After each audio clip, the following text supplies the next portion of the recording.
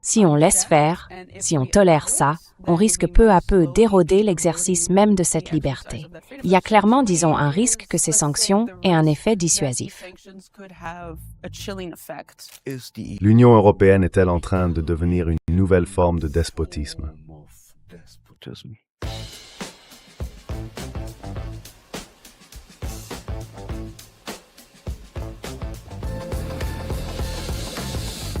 Gegen den Strom.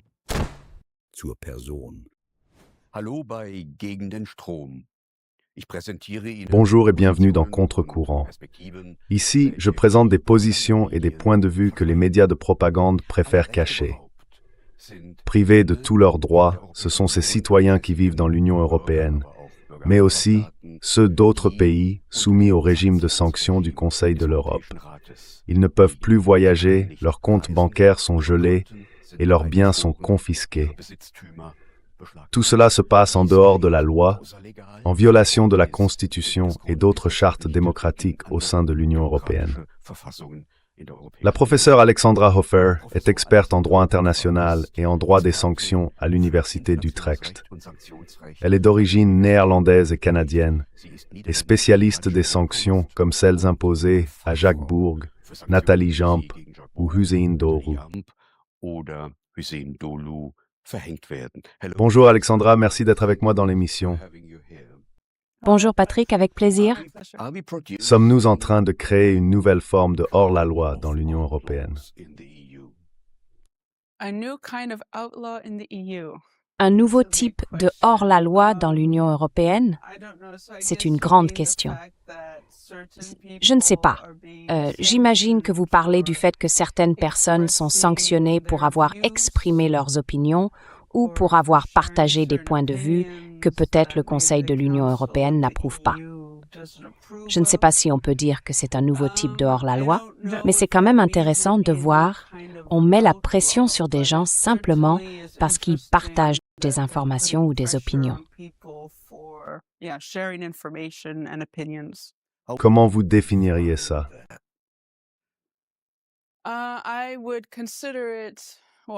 Je considérerais, ou je considère déjà, que c'est un abus du pouvoir de sanction du Conseil. Maintenant qu'ils puissent être vus comme des hors-la-loi aux yeux du Conseil de l'Union européenne, peut-être.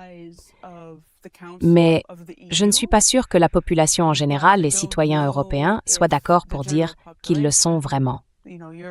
Donc oui, au fond, tout dépend du point de vue qu'on adopte, de la manière dont on définit ce qu'est un hors-la-loi. Le Conseil de l'Union européenne peut faire ce qu'il veut.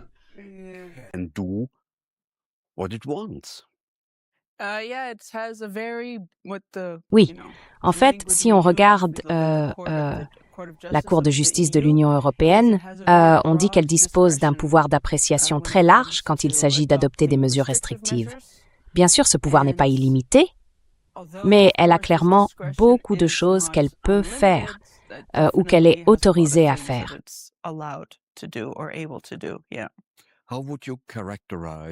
En tant qu'expert, comment qualifieriez-vous la nature juridique de ces sanctions?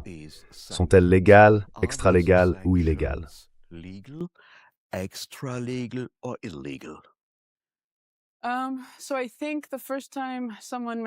crois que la première fois que quelqu'un a parlé du terme extra-légal, c'était quand je discutais avec Pascal Lotas. Il m'a demandé si je pensais que les sanctions étaient extra-légales. Et là, j'ai dû réfléchir un instant. Qu'est-ce que ça veut dire exactement extra-légal?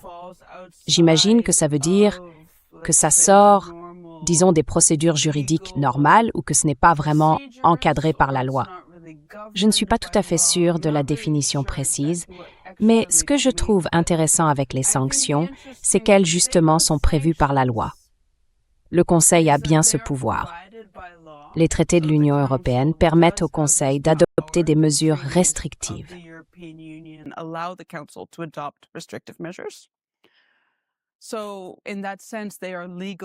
Dans ce sens-là, elles sont légales aux yeux de l'Union européenne et aussi pour les États membres qui les appliquent, puisqu'il existe une base juridique pour cela.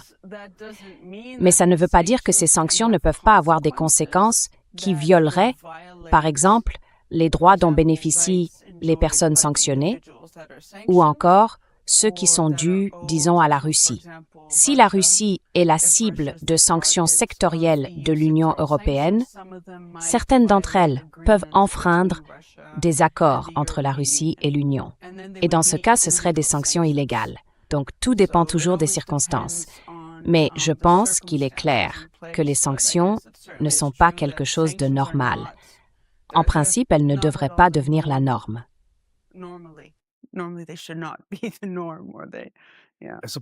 En tant que politologue, je dirais que dans les questions juridiques, la chose la plus importante, c'est la Constitution. D'accord. Mais c'est mon point de vue. Mais dans ce cas, les sanctions contre des personnes vont complètement à l'encontre de la Constitution, parce qu'elles n'ont aucun droit démocratique, aucun droit humain, et qu'elles n'ont plus le droit de s'exprimer.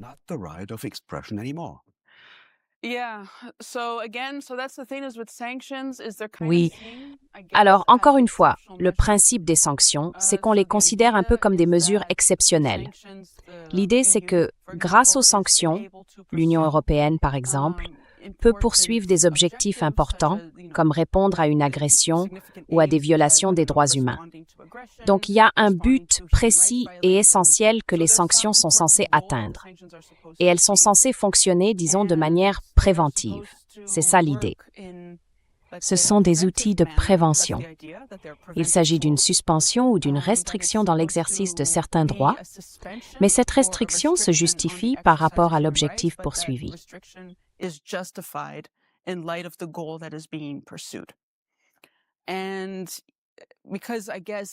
Et donc, parce que, je suppose, le droit européen prime sur la Constitution, par exemple en Allemagne ou en Belgique, eh bien, d'un point de vue national, le droit de l'Union prévaut dans ce cas, et c'est d'ailleurs prévu normalement dans la législation de ces pays. Donc les sanctions sont autorisées, non? Bien sûr. Et comme je l'ai dit, l'idée, c'est qu'on voit bien comment les sanctions touchent les gens, leurs droits humains sont affectés. Mais les droits humains ne sont pas absolus, et ces restrictions peuvent être justifiées. Et oui, elles le sont souvent, quand des personnes essaient de faire appel devant la Cour de justice de l'Union européenne. Très souvent, on conclut que oui, c'est une restriction justifiée dans ces circonstances. Mais ce que fait le Conseil européen en matière de sanctions, c'est complètement arbitraire, non?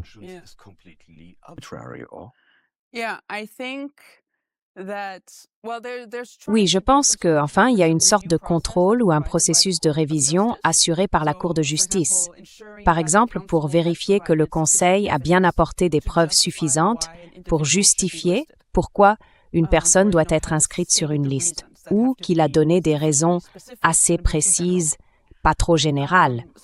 Donc il y a cette idée d'un contrôle, d'un certain contrepoids face à l'autorité du Conseil de l'Union européenne quand il adopte ces mesures restrictives.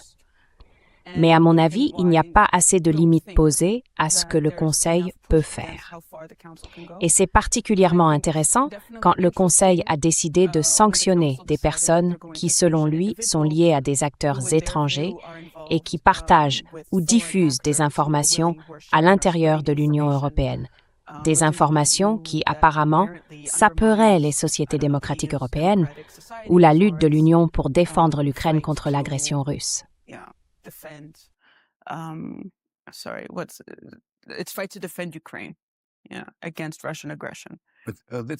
veut dire qu'en réalité, c'est un processus politique, pas un processus juridique. Donc je dirais que la décision d'imposer des sanctions est politique.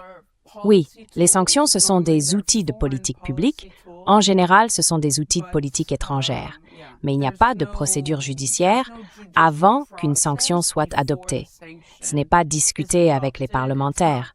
C'est donc le Conseil qui détient ce pouvoir exécutif pour adopter ces mesures.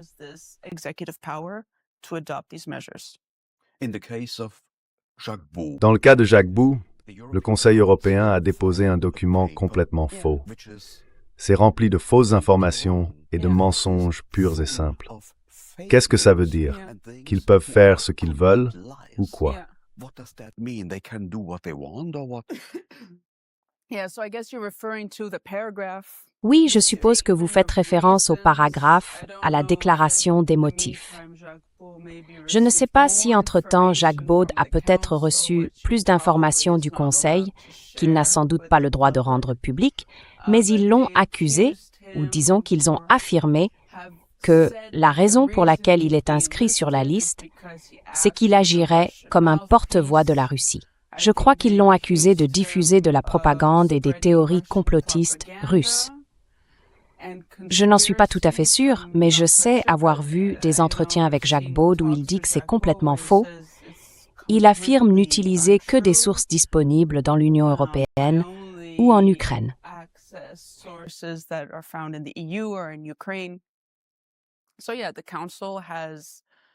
Oui, le Conseil a, disons, présenté M. Baud d'une certaine manière. Donc, s'il décide de contester ces sanctions devant la Cour de justice de l'Union européenne, il fera sans doute valoir que le Conseil a commis une erreur d'appréciation. Le Conseil, de son côté, essaiera probablement de produire des preuves ou des documents pour dire « non, notre évaluation est correcte ». Ensuite, la Cour examinera ce que M. Baud soumet, puisque le Conseil soumet. En somme, la Cour fera une revue du document exposant les motifs du Conseil et dira si ces motifs sont ou non suffisamment justifiés. Are these sanctions a way of Est-ce que ces sanctions servent à viser certaines personnes pour faire peur et pousser tous les autres à se taire? and all other individuals to keep their mouths shut? Eh bien, il y a clairement, disons, un risque que ces sanctions aient un effet dissuasif. Et je pense que c'était déjà l'une des critiques formulées, parce que bien sûr, ces sanctions reposent sur une directive de l'Union européenne dans laquelle le Conseil fixe ses critères d'inscription. Mais le problème, c'est que ces critères sont trop vagues. On ne sait pas vraiment ce que le Conseil considère comme des propos ou des activités qui devraient être sanctionnées ou qui relèveraient de la manipulation ou de l'ingérence d'informations étrangères.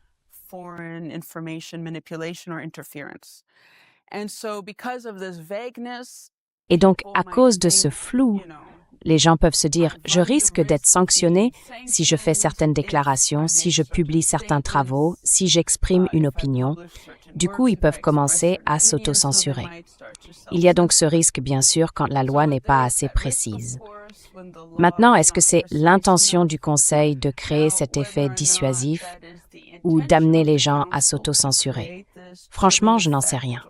Mais oui, c'est clairement l'une des inquiétudes liées à ces sanctions.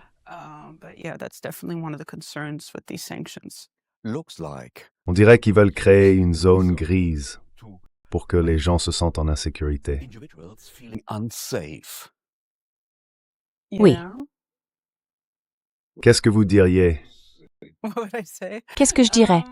Oui, qu'est-ce que tu veux dire par zone grise? Qui veulent... Ah, donc ils veulent créer cette hésitation, cette ambiguïté. Oui, c'est possible que ce soit ce qu'ils veulent faire, tu sais.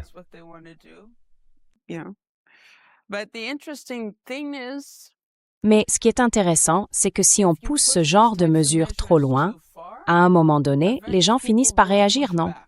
Ou alors, disons, on attire l'attention sur sa propre pratique et ça peut amener les gens à être plus critiques, à se poser des questions sur vos activités. Pourquoi vous les adoptez? Pourquoi vous les poursuivez? Donc, il y a un risque, bien sûr.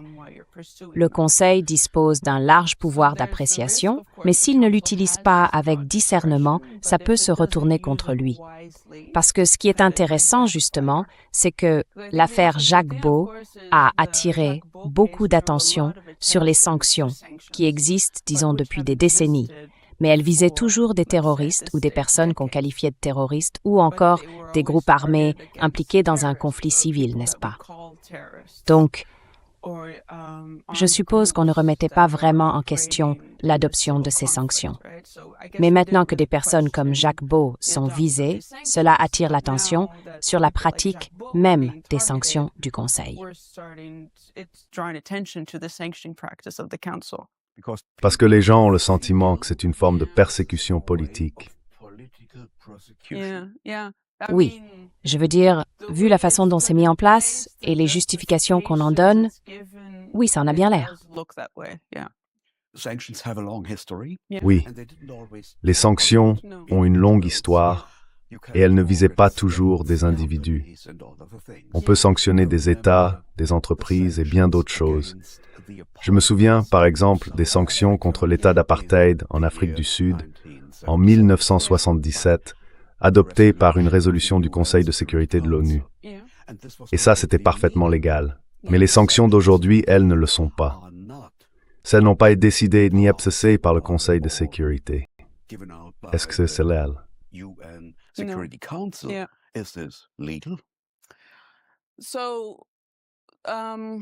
En droit international, on appelle les sanctions adoptées par l'Union européenne des sanctions unilatérales, parce que l'UITB les impose uniquement à des États qui ne sont pas membres de l'Union, ou enfin à des personnes, je ne peux pas vraiment dire à des personnes non européennes, parce qu'on a des exemples du contraire, n'est-ce pas?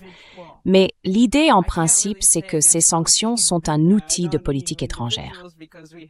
Elles visent donc des pays extérieurs à l'Union, alors que les sanctions du Conseil de sécurité, elles, sont multilatérales, puisqu'elles s'appliquent aussi à des États comme l'Afrique du Sud, par exemple, qui était ou qui est toujours membre des Nations Unies.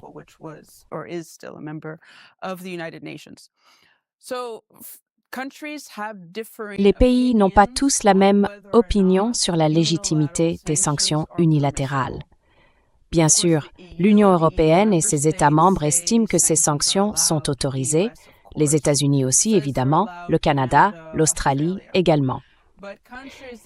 Mais d'autres pays, et pas seulement ceux qui en subissent les effets, un nombre assez important de pays d'ailleurs, critiquent souvent le recours à ces sanctions unilatérales. Ils les considèrent comme une violation du droit international.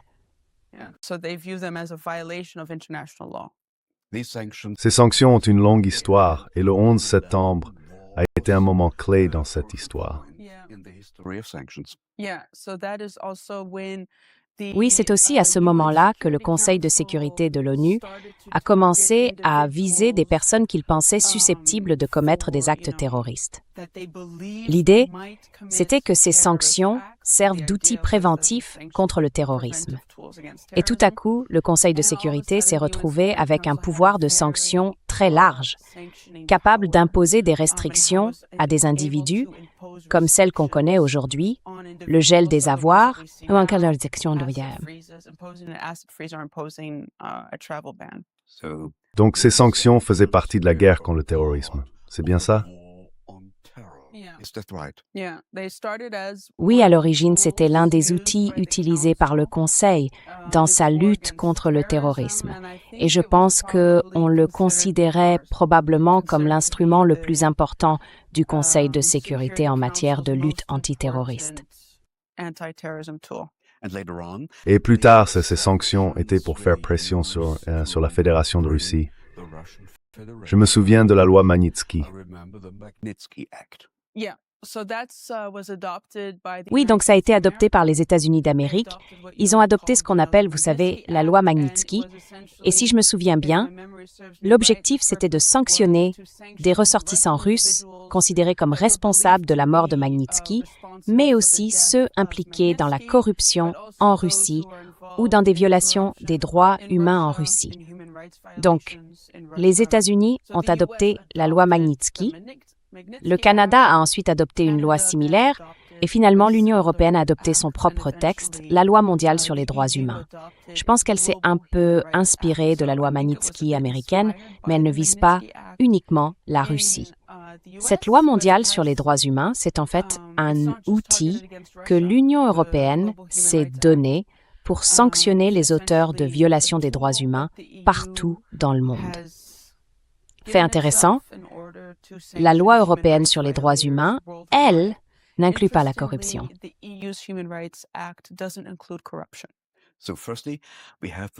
D'abord, il y a le niveau international, celui des Nations Unies, qui adopte des sanctions contre l'Afrique du Sud, par exemple, à cause du régime d'apartheid. Et plus tard, on voit apparaître un processus de sanctions unilatérales prises par des États seuls. Je pense que les États-Unis imposaient déjà leurs propres sanctions unilatérales à cette époque, mais c'est devenu beaucoup plus courant au sein de l'Union européenne. Comment l'Union européenne a-t-elle commencé à imposer des sanctions? Je crois, si je me souviens bien, qu'au départ, l'Union européenne appliquait les sanctions décidées par le Conseil de sécurité des Nations unies. Puis petit à petit, elle a modifié ses propres traités pour pouvoir adopter ses propres sanctions unilatérales. Pouvez-vous décrire comment se déroule le processus de sanctions contre des personnes ou des entreprises? Qu'est-ce qui se passe vraiment concrètement? Parce que dans le cas de Jacques Bourg, lui, il n'a reçu aucune information. Aucune. Donc je pense que le processus de décision du Conseil est probablement assez secret, non? En tout cas, on considère que le Conseil ne va pas être très transparent sur les personnes qu'il envisage d'inscrire sur la liste. Parce que le principe même des sanctions, c'est d'avoir un effet de surprise. Si vous savez à l'avance que vous allez être sanctionné, vous pourriez déplacer vos avoirs pour qu'ils échappent à la juridiction de l'Union européenne. Donc c'est volontairement secret et la Cour de justice de l'Union européenne estime que c'est justifié. Beaucoup de personnes font parfois appel en disant « Je n'ai pas eu le droit d'être entendu, je n'ai pas pu me défendre » et soudain, ils ont décidé de me sanctionner. Et la Cour répond « Oui, étant donné la nature des sanctions, c'est autorisé. » Mais il faut d'abord obtenir le droit d'être entendu. Tout le reste est illégal. Eh bien, ensuite, la Cour dira « Oui, vous avez maintenant le droit d'être entendu. » Donc, encore une fois, c'est à cause de la nature particulière des sanctions et de l'objectif que l'Union européenne cherche à atteindre. On admet qu'il peut y avoir certaines restrictions aux droits de l'homme. Imaginons que vous soyez inscrit sur la liste du Conseil. Vous finirez par le découvrir d'une manière ou d'une autre. Je ne crois pas que le Conseil vous envoie une lettre pour vous dire « Au fait, vous avez été sanctionné ».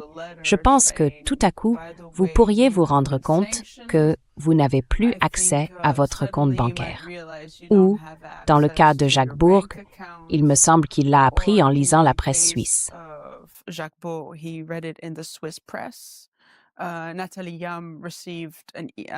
Nathalie Yam a reçu un message de son avocat et c'est comme ça qu'elle a appris qu'elle avait été sanctionnée. Ensuite, on peut aller sur le site Internet ou consulter le journal officiel de l'Union européenne, là où les sanctions sont publiées. C'est là qu'on trouve la déclaration des motifs. Autrement dit, pourquoi le Conseil a décidé que vous deviez être sanctionné. Après, on peut faire appel auprès du Conseil et demander « Pouvez-vous me donner plus d'informations sur les raisons pour lesquelles j'ai été ajouté à cette liste ?» On peut aussi essayer de leur fournir des éléments supplémentaires pour justifier qu'ils devraient reconsidérer cette inscription. Donc, le processus n'est pas transparent.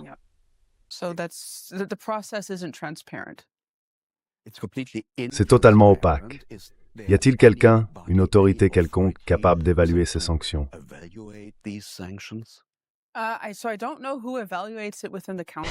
Je ne sais pas qui évalue ça. Au sein du Conseil de l'Union européenne, le seul processus de révision que je connais, c'est celui de la Cour de justice de l'Union européenne. C'est à ce moment-là que des personnes décident, en gros, de demander à être retirées de la liste. Je crois qu'au départ, elles font appel auprès du Conseil. Si ça ne marche pas, elles saisissent la Cour européenne. Mais tout le monde ne choisit pas de le faire. On dirait un nouveau féodalisme, un nouveau régime féodal. Oui, alors encore une fois, ce sont des mesures qui existent depuis pas mal de temps. Je pense que c'est même pire quand on est sanctionné par le Conseil de sécurité de l'ONU, parce que maintenant il y a un médiateur, mais avant il n'y avait même pas ça. On était simplement sanctionné par le Conseil. Point final. Donc oui, je suppose que maintenant, comme dans l'Union européenne, on a un système judiciaire. On se dit que c'est mieux que les autres systèmes qui existent. Aux États-Unis, c'est notoirement difficile de contester les sanctions qui ont été prises contre vous. Donc oui, on s'en remet au tribunal et on considère que le tribunal a un bon processus de réexamen. Tout ça soulève au final beaucoup de questions juridiques. Est-ce que vous pouvez nous en faire un résumé?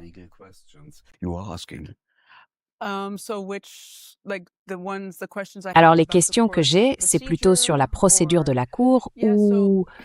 oui, en fait, ce que je constate, c'est que la Cour de justice de l'Union européenne accepte trop facilement que le Conseil dispose d'une grande marge de manœuvre quand il décide qui cibler. Et ensuite, en général, les personnes concernées, comme je le disais, contestent le fait que leurs droits fondamentaux aient été restreints. Le recours le plus fréquent, c'est de dire « on m'a privé de mon droit de propriété, je ne peux plus accéder à mes fonds, donc ce droit est violé ». Et la Cour répond souvent « oui, il y a bien eu une atteinte à l'exercice de ce droit ».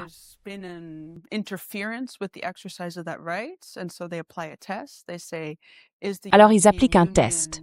Ils se demandent, est-ce que l'Union européenne ou le Conseil de l'Union européenne poursuit un objectif légitime? En général, la réponse est oui. Parce que, par exemple, dans le cas de la Russie, l'idée, c'est de dire « nous voulons lutter contre l'agression russe. Nous voulons aider l'Ukraine à se défendre. » D'accord. La mesure doit être prévue par la loi. Très souvent, c'est le cas, puisque la sanction a été adoptée selon la procédure juridique autorisée par les traités de l'Union européenne. Et puis, la question suivante, c'est est-ce que cette atteinte aux droits humains est justifiée? Est-ce qu'elle est proportionnée?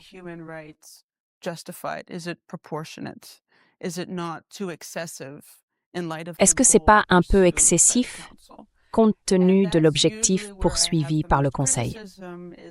C'est souvent là que je formule le plus de critiques. La façon dont ils font, disons, ce test de proportionnalité ou cet équilibre entre l'objectif du Conseil et l'effet que la sanction a sur l'individu. En général, c'est juste « ah oui, bon, au regard de l'objectif poursuivi, cette petite atteinte ou ce désagrément », enfin, ils n'emploient pas ces mots-là, bien sûr, mais on a un peu l'impression que la Cour ne mesure pas vraiment l'impact que ces sanctions peuvent avoir sur la vie d'une personne.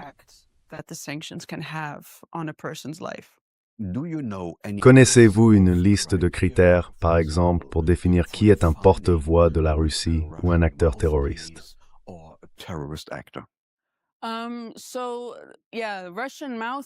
Oui, le terme porte-parole de la Russie a été utilisé contre Jacques Beau. J'aimerais bien voir, si jamais il fait appel devant la Cour de justice, comment celle-ci interpréterait cette expression, parce que c'est un terme très vague, pas vraiment défini. Quant à acteurs terroristes, je ne suis pas certain de la définition du terrorisme qu'ils utilisent quand ils établissent la liste des sanctions. Mais je soupçonne qu'ils se concentrent sur les activités que la personne pourrait mener. Et ce qui est intéressant, c'est que dans le cas des sanctions, on l'a vu contre la Syrie, contre le Myanmar, contre la Russie, parfois des gens sont sanctionnés simplement parce qu'ils sont membres de la famille de quelqu'un considéré comme profitant de l'acte répréhensible auquel l'Union européenne réagit, par exemple.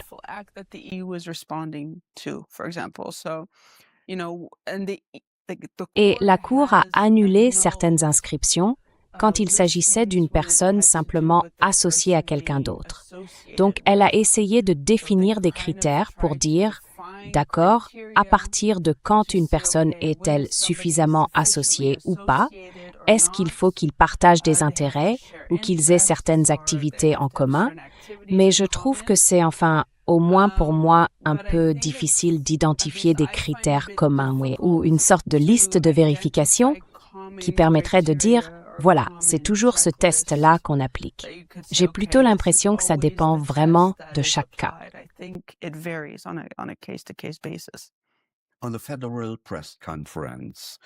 Lors de la conférence de presse fédérale à Berlin, un porte-parole du ministère allemand des Affaires étrangères a déclaré « Toute personne impliquée dans ces sujets, comme Jacques Baud, peut être soumise à des sanctions. C'est une menace sérieuse contre toutes les instances de l'État et contre le récit du gouvernement. C'est une totale arbitraire. Qu'en pensez-vous? » This is completely arbitrariness, or what would you say? Oui. Enfin, je ne sais même pas si on peut parler de menaces contre les dissidents, parce que je pense que même si on a simplement une opinion différente, ou qu'on est critique, ou qu'on voit les choses autrement, on peut très bien avoir ce point de vue sans être pour autant un dissident. Et je crois que c'est justement ça le fond du problème. Si on parle de démocratie, si on veut vivre en démocratie, si on veut la défendre, eh bien, il faut accepter que les gens aient des opinions différentes et qu'ils les expriment, qu'ils en parlent.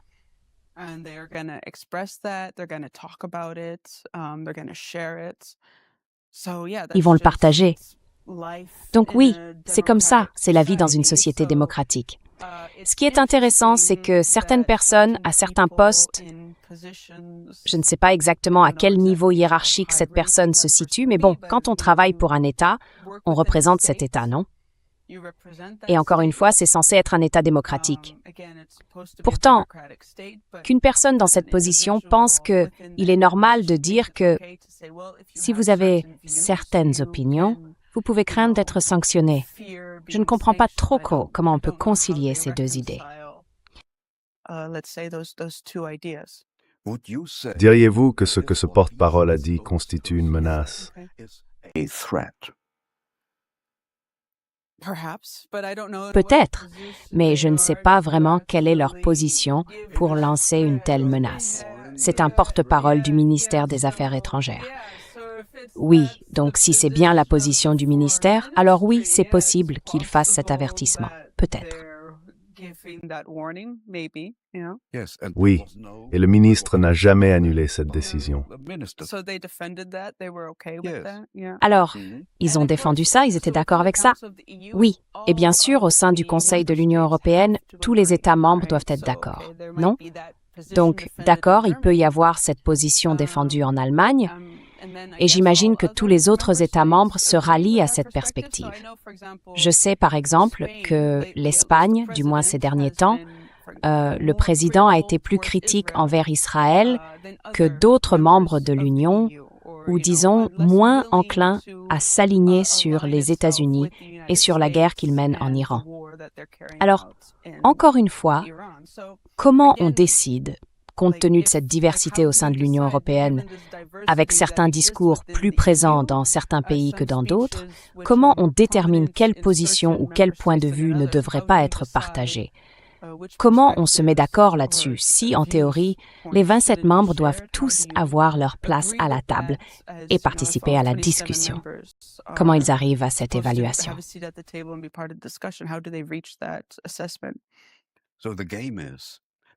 Alors, le jeu, c'est que les États membres se renvoient la balle à Bruxelles.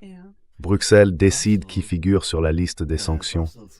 Puis à leur tour, ils renvoient la balle aux États membres. Et ces derniers disent « Ça vient de Bruxelles, on ne peut rien faire ». Est-ce qu'on est en train de jouer au jeu du blâme?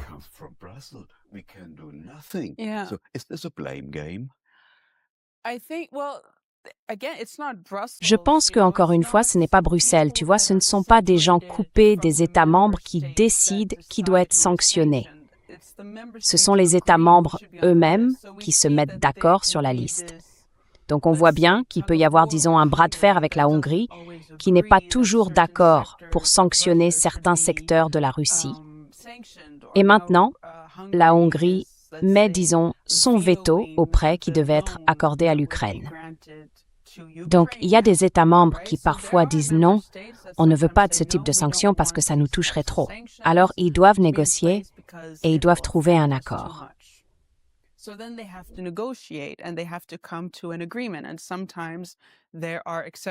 Et parfois, il y a des dérogations qui sont mises en place pour des pays comme la Hongrie ou des pays comme la Grèce ou Chypre qui ne veulent pas que leur industrie maritime soit touchée. Donc, d'accord, ensuite, une fois que la législation est adoptée, en effet, c'est une directive européenne, puis un règlement, il faut la mettre en œuvre. Mais avant d'en arriver là, il s'est passé quelque chose. Et oui, c'est à eux de faire partie du processus, d'être au courant de ce qui se passe. Ces sanctions sont réexaminées tous les 6 mois. Donc, ils ont aussi la possibilité de dire, en fait, peut-être qu'on devrait reconsidérer certains points. Mais la plupart du temps, ils ne le font pas. Mais c'est plus ça, il faut y aller. Are these sanctions Est-ce que ces sanctions, surtout celles qui visent des individus, sont un outil ou une arme dans la guerre de l'information menée par l'OTAN? in information warfare of NATO? Je ne sais pas. Je ne sais pas quel est le rôle de l'OTAN là-dedans. Ce que je sais, c'est qu'au fil des années, on voit de plus en plus, oui, cette utilisation de l'information comme une arme, ou cette inquiétude autour de la désinformation et de la mésinformation. Qui définit ça? Ça, je ne sais pas. Donc oui, certaines opinions, certaines idées ou des choses de ce genre, on devrait s'en préoccuper. Et du coup, ça pourrait justifier une forme de censure ou des politiques ou des actions qui ressemblent à de la censure. Et on semble prêt à l'accepter parce qu'on pense que limiter l'accès à ces informations ou empêcher leur diffusion va nous protéger. Mais honnêtement, je ne sais pas dans quelle mesure l'OTAN serait impliquée là-dedans. Do you have the feeling that everything Avez-vous le sentiment que tous ceux qui grattent un peu le mur des élites au pouvoir seront aussitôt qualifiés de désinformation? will be defined as disinformation? C'est possible. Oui, je ne sais pas trop. Disons que, bien sûr, c'est intéressant, c'est un peu ce qu'on appelle un truc d'élite. Vous voyez, ils ont une certaine vision du monde, ils ont leurs propres objectifs, leurs propres politiques qu'ils estiment justifiées. Et si jamais ils commencent à sanctionner des gens ou à adopter des mesures pour empêcher ceux qui s'opposent à cette vision ou qui la critiquent, alors on a l'impression qu'ils utilisent la loi ou des outils comme les sanctions pour protéger leurs propres intérêts. Mais bon, honnêtement, j'en sais rien. Which way do you Selon see vous, for comment les personnes visées peuvent-elles contester ces mesures? to challenge those measures? Oui, eh bien, la meilleure option, ce serait, par exemple, comme Jacques Boul, lui, il réside en Belgique, il pourrait saisir un tribunal belge et contester la mise en œuvre des sanctions par la Belgique. Dans ce cas, le tribunal belge verrait tout de suite que c'est une compétence de l'Union européenne et il renverrait automatiquement l'affaire devant le tribunal général de l'Union européenne. Ou alors, directement devant la Cour de justice de l'Union européenne pour contester les sanctions. Mais importa pour des années. Oui, ça peut prendre des années. So, Donc, il sera sous sanction pendant des années. under sanctions. À moins que le Conseil ne décide soudainement, bon, nous avons revu la situation et nous avons décidé de vous retirer de la liste. And again, Et encore une fois, nous sommes en plein dans l'arbitraire. arbitrariness. Oui, donc ça, encore une fois, c'est l'une des préoccupations. Je sais que, par exemple, dans le cas de Jacques Beau et d'autres personnes qui figurent sur cette liste de sanctions, je dirais que c'est vraiment une question de liberté d'expression et de liberté d'information. Il y a d'ailleurs une affaire RT France contre le Conseil. RT France, c'était, vous savez, un média appartenant à l'État russe qui a été immédiatement sanctionné quand la guerre éclatait, en février 2022. Et dans cette affaire, RT France contre le Conseil, ils ont contesté leur inscription sur la liste en disant que c'était une atteinte à la liberté d'expression. Le Conseil a répondu que non, que ce n'en était pas une, en raison de l'objectif poursuivi.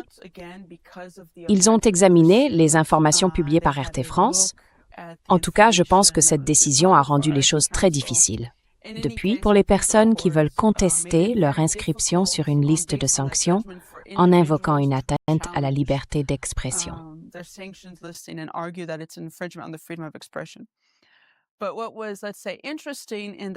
Ce qui était, disons, intéressant dans cette décision, c'est que la Cour de justice n'a pas pris en compte le fait que c'est le Conseil de l'Union européenne qui avait décidé, de manière arbitraire, que ces sanctions devaient être imposées à RT France.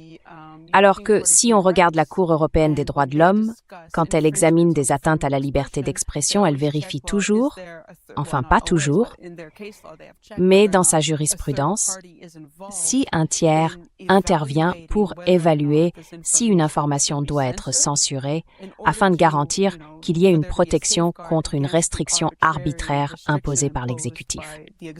Donc oui, dans le cas du Conseil de l'Union européenne, si on lui permet d'avoir ce pouvoir de sanction, on prend clairement le risque, à mon avis, d'une imposition arbitraire du pouvoir.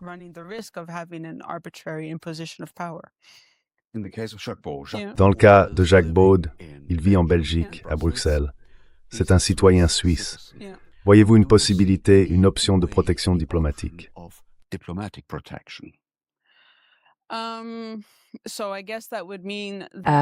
Donc, j'imagine que ça voudrait dire que les autorités suisses devraient se saisir du dossier de Jacques Baud et qu'elles devraient chercher activement à dire, eh bien, vous savez, nous estimons que l'Union européenne, avec ses mesures contre Jacques Baud, a violé les droits humains de notre ressortissant.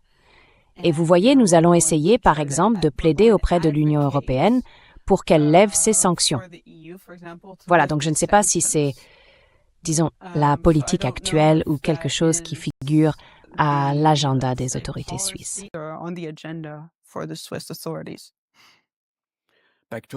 Revenons au processus juridique. Avez-vous en tête un cas où une contestation de sanctions a réussi?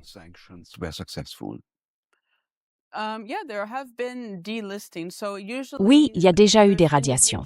En général, ce sont des personnes qui ont réussi à convaincre la Cour de justice de faire retirer leur nom ou de se faire elles-mêmes retirer de la liste.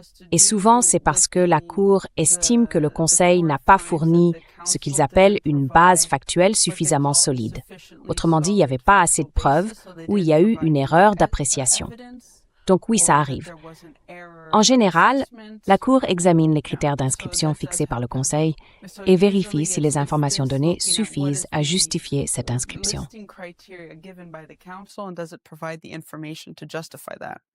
Tu te souviens de cas précis?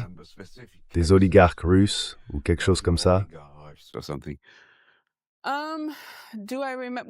Est-ce que je m'en souviens? Eh bien, il y a un cas intéressant. Je ne me rappelle plus de son nom. Je crois que son prénom c'était Nikita et je me demande si son nom de famille c'était Marzipan. Non, Marzipan, ça ne va pas. C'était probablement pas du même rue. Mais il était pilote de Formule 1 et il a été sanctionné par l'Union européenne à cause, vous savez, de son lien familial parce qu'il est membre de la famille d'une personne qui avait déjà été sanctionnée. Et le Conseil a été contesté. Enfin, la Cour a estimé que le Conseil n'avait pas suffisamment démontré qu'il existait un lien entre Nikita et son père qui justifiait de le maintenir sur la liste. Donc, au début, c'était assez fréquent que la Cour ordonne au Conseil de retirer une personne de la liste parce que le Conseil ne fournissait pas assez de preuves. Je pense que ça a un peu servi de leçon au Conseil. Il s'est dit que puisque la Cour vérifie ses propres critères, il valait peut-être mieux rendre ces critères un peu plus vagues ou un peu plus ouverts pour les sanctions. Voilà. Et ça peut aider, vous voyez, à justifier certaines inscriptions sur la liste. Il y a eu des cas où la Cour a ordonné au Conseil de l'Union européenne de retirer quelqu'un de la liste. Et du jour au lendemain, ils ont modifié le texte et l'ont remis sur la liste.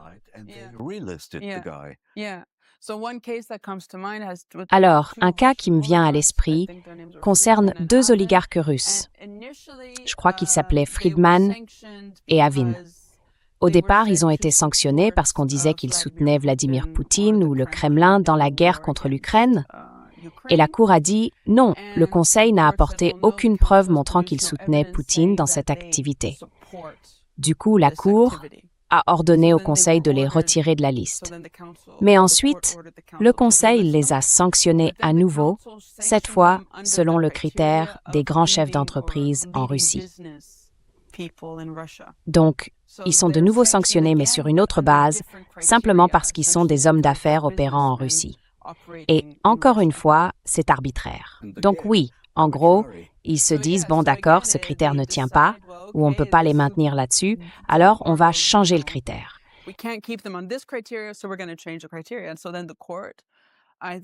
Et donc ensuite, la Cour, je crois qu'ils contestent leur inscription.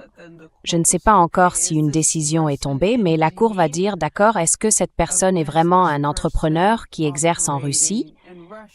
Oui. Et alors, que faudrait-il faire pour ne plus être sur cette liste? Il faudrait vendre son entreprise, j'imagine. Et à ce moment-là, les faits changent et le Conseil ne peut plus vous maintenir sur la liste. En fait, est-ce que c'est ça l'état de droit?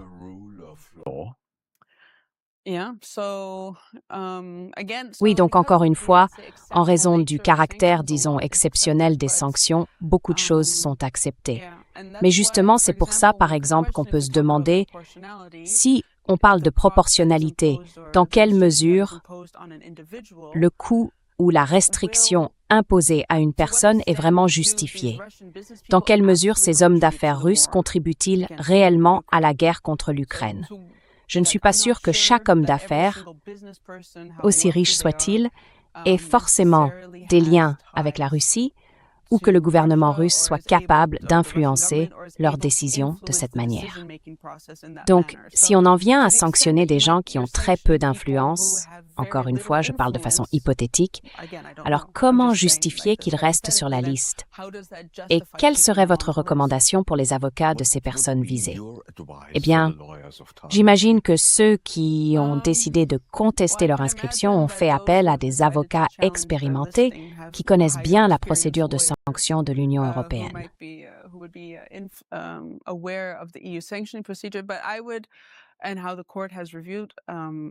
Mais moi, je dirais qu'il faut bien comprendre comment la Cour de justice examine et évalue ce genre de mesures.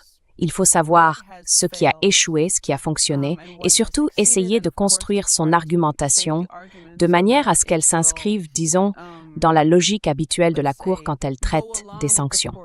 Bien sûr, on va toujours tenter de faire valoir, par exemple, qu'un droit fondamental a été violé, ou que la mesure est excessive, ou qu'elle constitue une restriction disproportionnée aux droits humains. Mais il faut aussi garder à l'esprit que, compte tenu de la jurisprudence antérieure, cet argument ne sera peut-être pas retenu. L'idée, en quelque sorte, c'est d'aider la Cour à aller dans ce sens pour qu'elle n'ait pas à rompre avec ses décisions précédentes et qu'elle puisse garder une approche cohérente dans sa manière d'examiner les sanctions.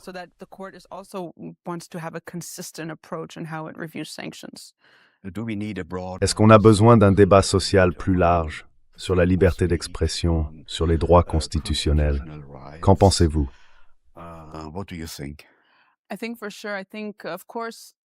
Oui, je pense que oui, bien sûr. Enfin, je ne crois pas que ce soit uniquement le rôle de la Cour de justice de l'Union européenne de protéger nos droits. Je pense qu'il est aussi important qu'il y ait une prise de conscience sociale et politique du pouvoir que détient le Conseil, de la manière dont ce pouvoir peut être utilisé et des conséquences que cela peut avoir. Et je crois qu'on devrait avoir une vraie discussion sur les sanctions comme outil de politique étrangère, comment elles sont utilisées, et pas seulement sur leur impact en matière de droits humains, mais aussi sur leurs effets, disons sur les relations de l'Union européenne avec les pays tiers, ou à l'avenir sur la manière dont cela pourrait se présenter avec la Russie. Des choses comme ça. Donc, à mon avis, il n'y a pas vraiment beaucoup de débat sur les sanctions en tant qu'outil de politique étrangère, comment elles fonctionnent, quel est leur impact et si c'est vraiment quelque chose que nous voulons.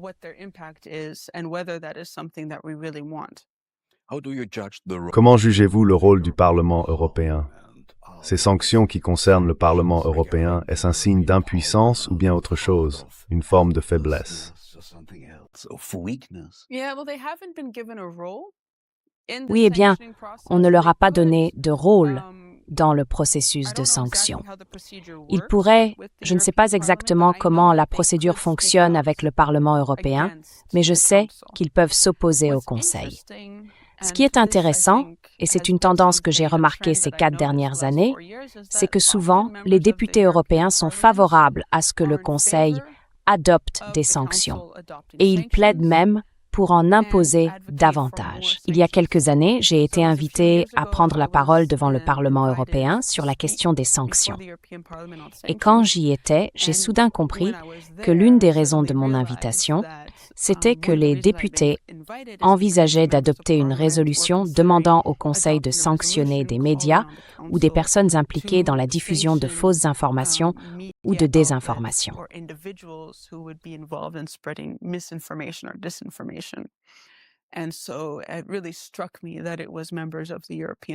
Et donc, ça m'a vraiment frappé que ce soit des membres du Parlement européen qui appelaient à ça.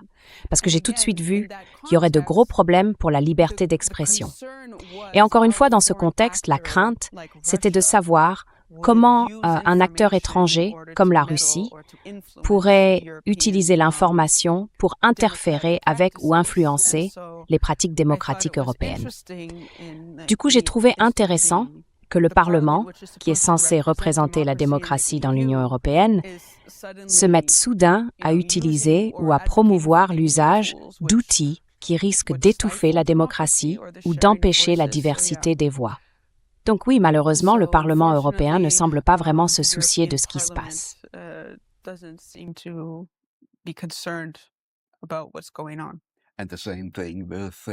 Et c'est la même chose avec le Parlement allemand, le Bundestag. Le Bundestag a transposé les sanctions de l'Union européenne dans le droit national et il les a même renforcées. Toute personne qui, par exemple, aide Jacques Beau peut être envoyée en prison. Qu'est-ce que vous en pensez?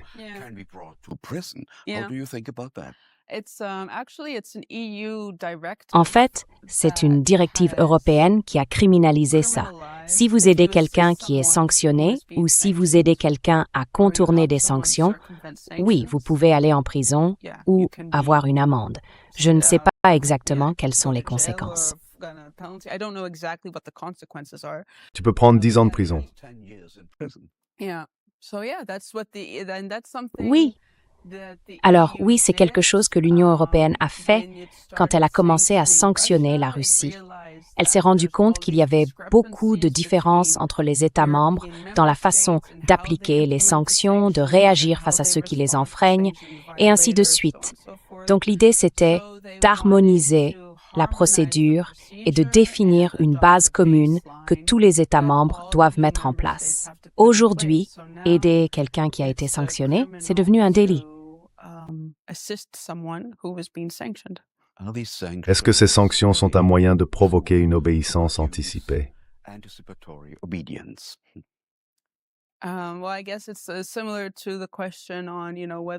Eh bien, je suppose que c'est un peu la même question que de savoir si oui ou non ces sanctions pourraient pousser à l'autocensure. Mais je trouve intéressant qu'on accepte si facilement que le Conseil ait ce pouvoir et qu'on soit prêt à s'y plier sans vraiment poser de questions. On se dit peut-être, ah, si le Conseil a sanctionné quelqu'un, c'est qu'il a une bonne raison, non? Du coup, on n'a pas trop envie d'y réfléchir davantage. Pourtant, je pense qu'il y a beaucoup d'exemples, même avant ces sanctions, qui montrent que les gens ont tendance à obéir à l'autorité plutôt qu'à la remettre en question ou à désobéir. Vous voyez?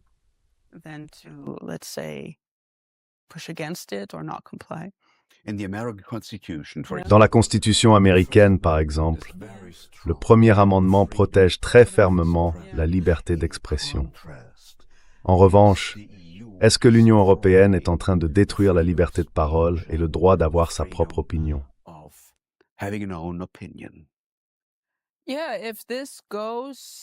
Oui, si on laisse faire et qu'on ne réagit pas, on risque peu à peu d'éroder l'exercice même de cette liberté. Et je pense que même aux États-Unis, même si la liberté d'expression est considérée comme une valeur fondamentale du pays, ils ont aussi adopté des pratiques qui freinent pas mal la liberté de parole. Que pensez-vous, en tant que personne originaire du Canada et des Pays-Bas, avec un pied dans l'Union européenne et un autre en dehors? Est-ce que l'Union européenne est en train de devenir une nouvelle forme de despotisme?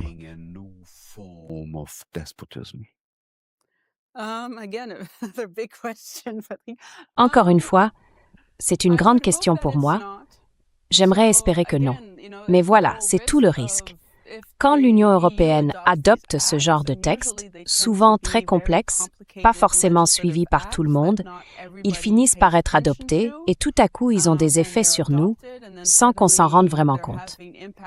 Donc oui, c'est possible, encore une fois, que si on ne parle pas de ces outils, de ces mécanismes qui sont mis en place, si on ne discute pas de leurs conséquences, on se retrouve, je ne sais pas si on peut dire, dans une forme de despotisme, mais en tout cas, dans une société avec bien plus de restrictions que ce qu'on souhaiterait. Qu'en pensez-vous? Le régime de sanctions de l'Union européenne n'est-il que le début d'un processus qui transforme les États de droit et leur constitution en une nouvelle forme d'État autoritaire?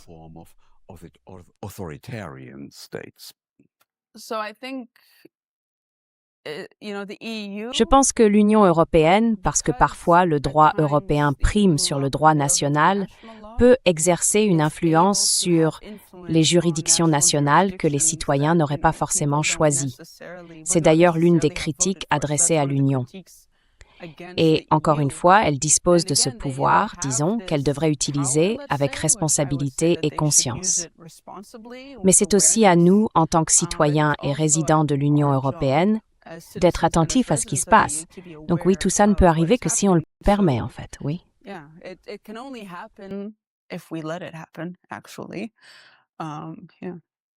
Merci beaucoup. La La professeure Alexandra Hofer explique que si les gens ne discutent pas ou ne remettent pas en question les sanctions imposées par l'Union européenne, s'ils les acceptent simplement, sans débat juridique ni débat public, cela pourrait marquer un tournant vers un nouveau régime autoritaire. Peut-être même le début de la fin de la démocratie. Ici, dans Against the Current, nous présentons personal Textline von Chemisch Propaganda Schwedinkeit. In ein neues autoritäres Regime sein. Vielleicht der Anfang vom Ende der Demokratie. Wir bei Gegen den Strom zeigen Positionen und Perspektiven, welche die Propagandamedien verschweigen.